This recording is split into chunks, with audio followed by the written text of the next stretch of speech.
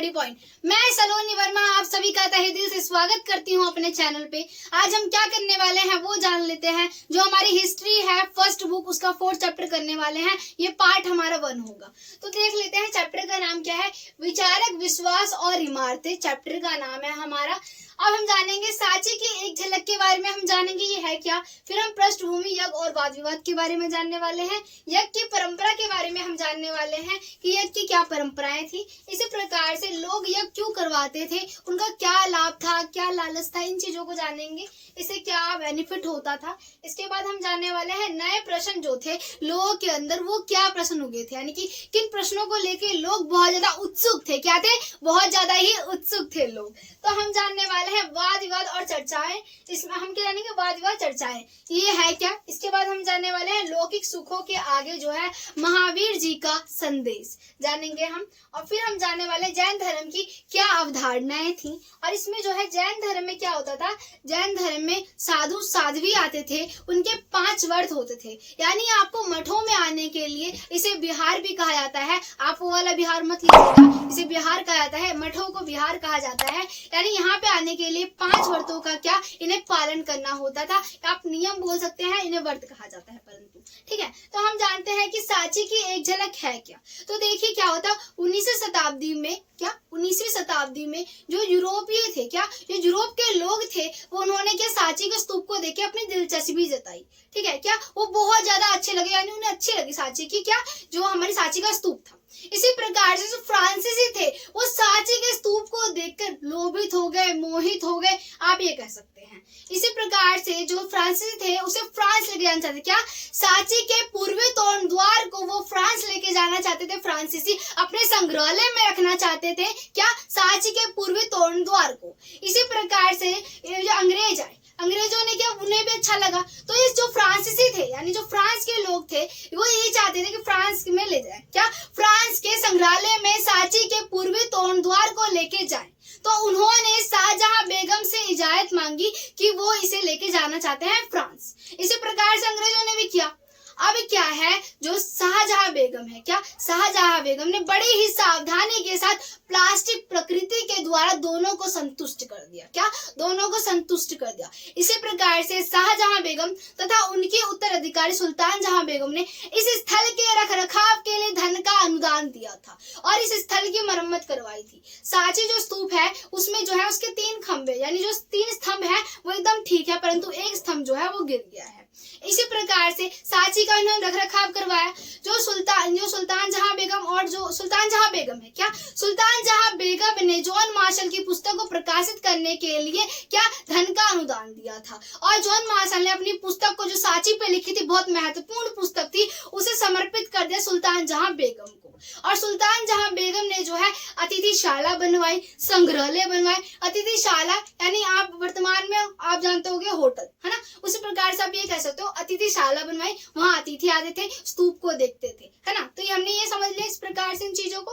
अब देखिए हम क्या जानने वाले हैं कि यानी कि पृष्ठभूमि, यज्ञ और वाद विवाद। तो आप जानिए इस यहाँ पे कि यहाँ पे क्या होता है, यज्ञ और वाद विवाद। इसमें क्या है, ईसा पूर्व 1वीं शताब्दी के काल को बहुत ही परिवर्तन काल माना जाता है, बहुत ही महत्वपूर्ण काल माना जाता है। आप ये बोल सकते हो बहुत ही क्या मोड़ने वाला काल माना जाता है। यहाँ पे क्या हुआ था कि इस टाइम क्या होता है, 6वीं शताब्दी में समय दुनिया के इतिहास में एक महत्वपूर्ण मोड़ आया। क्या दुनिया के इतिहास में एकदम बहुत ही महत्वपूर्ण मोड़ आ गया है। अब क्यों आया है ये जान लेते हैं। तो इराक से जो थे जरथुस्त्र थे, इसी प्रकार से चीन से जो थे, चीन से क्या थे ये जानते हैं, चीन से जो थे खगस्ती थे। इसी प्रकार से यूनान से सुकरात, प्लेटो, अरस्तु थे। भारत से महावीर जी थे और बुद्ध जी थे, ठीक है। तो ये लोग थे। अब देखिए महावीर स्वामी और बुद्ध जी थे। अब क्या है, मैं आपको बताती हूँ, बौद्ध और जैन धर्म जो है वो बहुत ज्यादा फैल रहा था।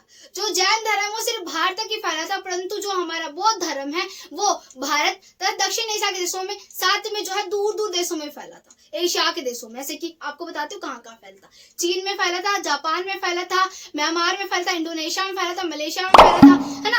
आप ये देख रहे हो कि कहाँ श्रीलंका में फैला था, यानी आदि अन्य देशों में ये फैला था, क्या बौद्ध धर्म फैला था। अब भारत के साथ दूसरे देशों में फैला था। अब देखिए इसमें हमने ये समझ लिया। अब हम जानने वाले हैं यज्ञ की परंपराएं। अब देखिए यज्ञ जो है, यज्ञ के बारे में हमें किस प्रकार से पता चला।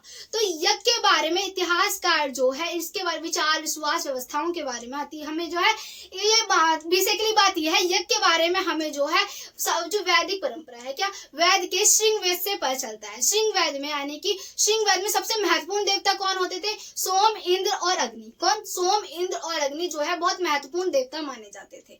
अब यहाँ पे पहले आपको बताऊं मैं, यज्ञ जो है पहले सामूहिक रूप से किए जाते थे, यानी बहुत सारे लोग एक जगह एकत्रित हुए और सभी मिलके यज्ञ करवा रहे हैं, क्या समूह के साथ यज्ञ हो रहे हैं। परंतु बाद में क्या हुआ, मालिकों ने अपने घर में यज्ञ करवाना आरंभ कर दिया, यानी खुद अपने घर में यज्ञ करवाना आरंभ कर दिया। परंतु ब्राह्मणों पर निर्भर रहते थे यज्ञ के लिए। परंतु कुछ ऐसे यज्ञ होते थे जो कि बहुत ही महत्वपूर्ण यज्ञ होते थे, बहुत ही जटिल यज्ञ होते थे, जो कि अश्वमेध यज्ञ और सूर्य, यानी इसमें अश्वमेध यज्ञ होता है, ठीक है। और इसमें हमने क्या कहा, अश्वमेध यज्ञ। आपको बताऊं अश्वमेध यज्ञ किस किसने करवाया था, ये जान लीजिए।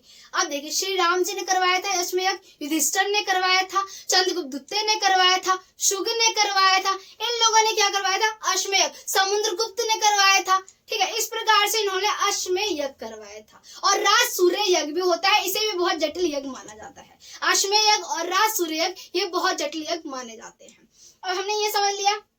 अब हम जानने वाले हैं कि लोग यज्ञ क्यों करवाते थे, उनका क्या पर्पस था। तो देखिए, यज्ञ क्यों करवाया जाता है, हम जो है यज्ञ अपनी बुद्धिमत्ता को बढ़ाने के लिए करते हैं, है ना। और दूसरा अपनी लंबी उम्र के लिए करते हैं, अच्छे स्वास्थ्य के लिए करते हैं, पुत्र की कामना के लिए करते हैं यज्ञ। क्या? पुत्र की कामना के लिए करते हैं। पहले पुत्र को ज्यादा बढ़ावा दिया था, पुरुष प्रधान समाज था, तो इसके लिए पुत्र की कामना की जाती थी। अब हमने ये समझ लिया किस लिए करते थे। अब नए प्रश्न जानेंगे हम उपनिषद से। हमें उपनिषद से पता चलता है कि कुछ प्रश्न ऐसे थे जो कि लोग पूछते थे, यानी उनके अंदर उत्सुकता थी इस प्रश्न के उत्तर को जानने के लिए। अब कौन कौन से प्रश्न थे ये जान लेते हैं।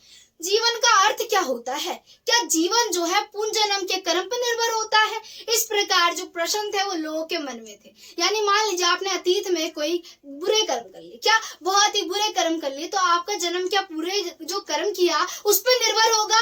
क्या पुनर्जन्म होता है? क्या जीवन मतलब जो जीवन है उसका अर्थ क्या होता है? इस प्रकार के प्रश्न लोगों के मन में थे, उत्सुकता थी, आक्रोश था। इसे जानने के लिए कोई उत्तर देने वाला नहीं था। आपने ये समझ लिया। अब हम जानने वाले वाद विवाद और चर्चाएं। अब देखिए, 64 संप्रदायों से पता चलता है वाद विवाद और चर्चाओं के बारे में। देखिए, वाद विवाद चर्चाएं क्या होती है, इसमें है शिष्य। क्या शिक्षक जो है एक से दूसरी जगह भ्रमण करते थे। अब बोलो मैम आप क्यों भ्रमण कर रहे हो, भाई शिक्षक को थोड़ा बताना पड़ेगा।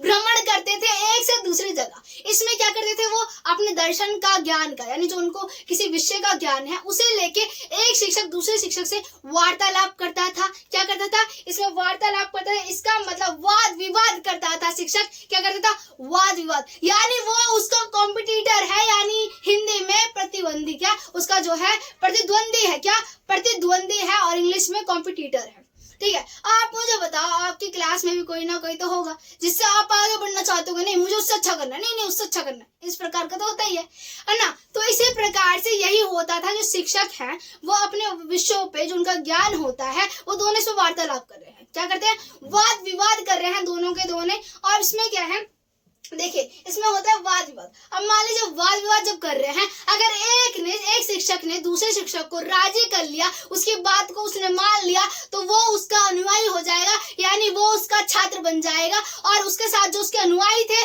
वो भी उसके साथ एकत्रित हो जाएंगे। हमने ये समझ लिया इस प्रकार से।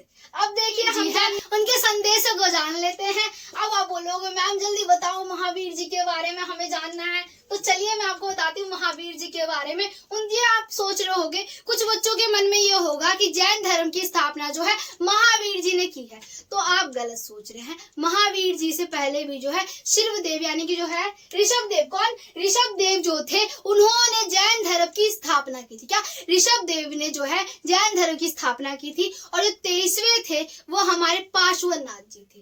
23वें तीर्थकर कौन थे, पार्श्वनाथ। और 23वें हमारे पार्श्वनाथ जी थे, और 24वें जो थे महावीर स्वामी जी थे। तो हमने ये समझ लिया। अब महावीर स्वामी जी के बारे में जब हमने समझा, अब हम जानने वाले हैं क्या महावीर जी के संदेश क्या थे। तो उनका ये कहना था कि संपूर्ण विश्व जो है प्राणवान है, यानी हर जगह क्या है, प्राण है, यानी कि पेड़ पौधे, कीड़े मकोड़े, जल, पत्थर, इन सब में क्या है? जीवन है। क्या?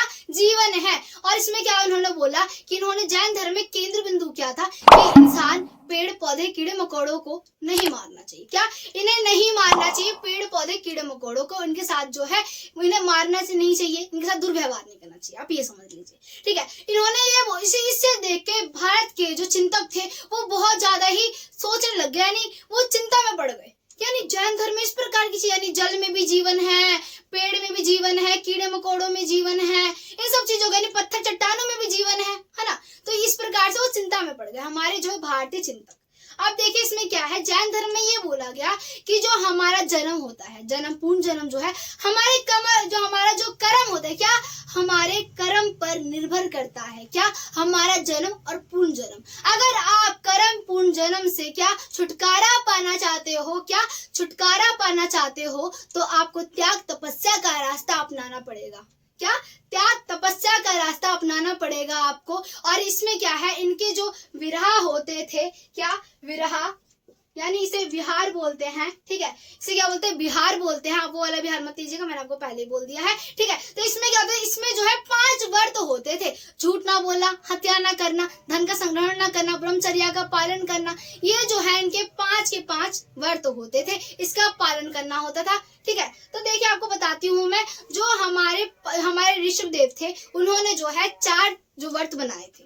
जो 5वां जो है हमारे महावीर जी ने जोड़ा था, ब्रह्मचर्या का पालन करना। क्या? ब्रह्मचर्या का पालन करना किसने जोड़ा है? हमारे महावीर जी ने जोड़ा है, ठीक है। तो अब हम क्या जानने वाले हैं, जो है हमारा जैन धर्म की अवधारणाएं क्या थी। जैन धर्म था हमारा, उसे तमिल में, क्या? तमिल में, प्राकृत में और पाली में, क्या? तमिल, प्राकृत, पाली और अन्य भाषाओं में लिखा गया था। क्या? अन्य भाषाओं में उसे लिखा गया। जिस प्रकार से जो है बौद्ध धर्म के ग्रंथों को लिखा गया था, उसी प्रकार से जो जैन धर्म के ग्रंथ, यहीं से हमारा पूरा का पूरा चैप्टर समाप्त हो गया है। आशा करती हूँ वीडियो अच्छी लगी।